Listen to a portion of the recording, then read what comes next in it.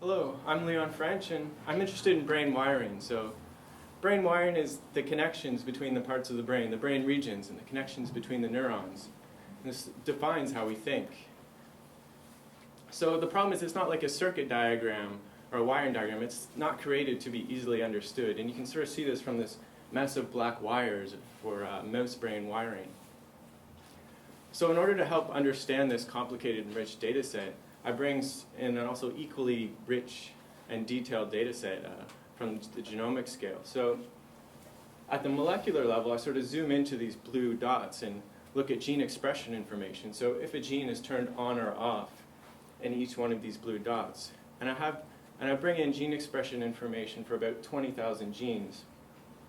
So we're wondering if there's a relationship between these two. For example, we already know that for some of these brain regions, in order to communicate with the other brain regions, they need certain molecules to be used. For example, a neurotransmitter like adrenaline. So in order to look at this, we used a test from ecology, and we looked at basically the differences between these brain regions. And we were able to show that there is a relationship between the gene expression profiles and the connectivity profiles for these brain regions. So the way we did that is we take all the possible pairings, so about 7,000 pairings of those brain regions, and said, are they similar in terms of connectivity and also similar in terms of expression, and also distance, how far apart they are.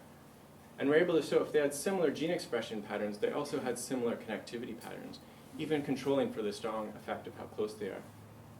But the surprising part is that the genes that seem to carry the most information about connectivity were the ones that originally created this wiring in the newborn brain. But this is adult data, so perhaps these genes are still active for maintenance or repair of these connections.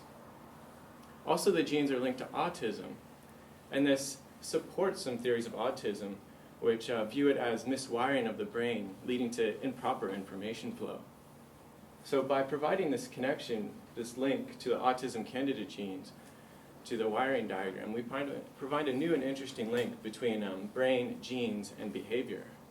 And although the biological causes of these patterns are not yet known, we provide new insight into the gene expression patterns across the brain, and we spur on further study into this problem. Thank you.